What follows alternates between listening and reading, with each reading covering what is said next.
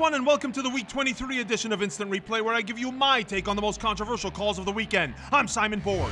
We start in Kansas City, where Sporting were awarded 2 first-half penalty kicks on their way to a convincing 4-1 win over Toronto FC. Both were clear as day. In the 14th minute, Jackson is a little too eager with his tackle on Benny Feilhaber, and the rear-view angle shows how he clips Feilhaber's leg. Then in the 32nd minute, Dom Dwyer gets the assist from referee Drew Fisher, but then he's brought down in the box by Toronto's Daniel Henry. Another penalty, and Dwyer took both of them to get to 16 goals on the season, second best in the league. The goals were raining on the San Jose Earthquakes after they were clocked 5-0 at home by FC Dallas. But they had a penalty of their own in this one. In first half stoppage time, Dallas center mid Victor Ulloa was judged by referee Jair Marufo to have brought down Quakes DP Matias Perez Garcia, who I think makes an absolute meal of the hand on the shoulder. Still, if you put your hand on a player in the box like Ulloa did, you're asking for trouble. That being said, I thought it was Ulloa who was fouled by Perez Garcia in the first place with a charge to the back. Didn't matter. Chris Wondolowski missed the spot kick. It could have been a lot worse for San Jose. In the 52nd minute, there's a shot by on-fire Dallas winger Fabian Castillo, and it looks like it caroms off the arm of a Quakes defender in the box. Although his hands are behind him and his arms are tucked in, I think defender Jason Hernandez makes himself bigger to deflect the ball with that tucked-in arm. LA Galaxy star Landon Donovan was appealing for 2 handballs in the box during a 4-1 defeat to Columbus. First, in the 12th minute, he wanted a foul called on crew right back Eric Gehrig, and I think he has a strong case. Look how Gehrig goes out of his way to make himself big to make contact with the ball. And then fast forward to the 74th minute, when Donovan's shot in the box is deflected by the arm of crew defender Michael Parkhurst. We only have this angle, but it looks like it's ball to hand.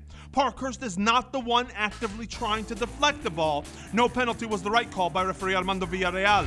One play to look at from Sunday's DC-Colorado match at RFK. Fabian Espindola thought he had a goal in the 60th minute, but it was called back for offside.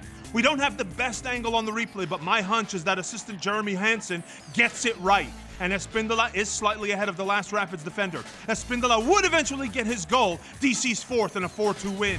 On to the 0-0 draw between Chivas and Vancouver, and it looked like the Caps may have had a penalty claim in the 49th minute. But referee Edvin Jurasevich correctly rules that the tug by Agustin Pelletieri on Sebastian Fernandez happens outside the box, even though the player takes a tumble inside the area.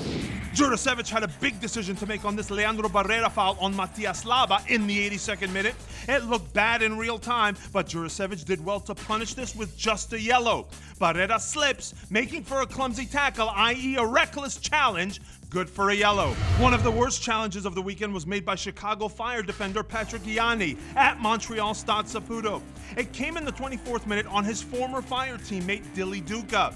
Yanni gets a yellow, but I think it deserved red for endangering the safety of his opponent. If Duca's leg was planted, it could have done major damage. The Impact would go on to win the game 1-0 on a late Marco Di Vaio goal, but the Italian forward also wanted an early PK in the 17th minute. You see, Fire defender John Kennedy Hurtado extends his arm to slow down Di Vaio, but I don't think it was enough to send Di Vaio to the ground. Now, if Hurtado tugged on Di Vaio's jersey, we don't see it. So I think play on was the right call by referee Kevin Stott. But I do think Hurtado should have gotten into some serious trouble in the 68th minute when he collides with Felipe Martins, swinging at the player's head for no reason. The Colombian gets off easy. Stott doesn't even show him a card. Only 2 minutes later, Stott did whip out his yellow card for Montreal center mid Gorka Larrea. But I think Larrea deserved a straight red. You see how he goes in high with a straight leg and stud showing on Sana Nayasi. That was real bad. Next up, the Western Conference heavyweight clash between RSL and the Seattle Sounders at Rio Tinto. One play to look at here. It's the 86th minute, and Seattle are pushing for a second equalizer, and I think the Sounders had a case for a penalty kick. RSL defender Chris Schuler goes in, studs up on Seattle's Chad Marshall, who's shooting at goal. That's a foul anywhere on the field, in my opinion, although the Sounders didn't protest. To Friday night's Houston-Philly match where the Dynamo won 2-0, but the game could have really turned on a play 5 minutes before the half. Philly's Pedro Ribeiro, making his MLS debut, runs onto this long ball, only to be held up by Houston defender David Horst, who's already on a yellow.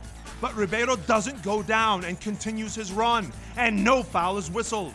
Now, what happens if Ribeiro takes the foul and hits the ground instead? I think we're probably talking about a second yellow to Horst and a man advantage for the Union. I think the Dynamo got lucky there. An interesting play to look at a few minutes before that. It's the 32nd minute, and assistant Frank Anderson was quick to flag an offside that the footage shows is non-existent. Dynamo forward Will Bruin knows he's offside, so he lets Giles Barnes run onto his own pass.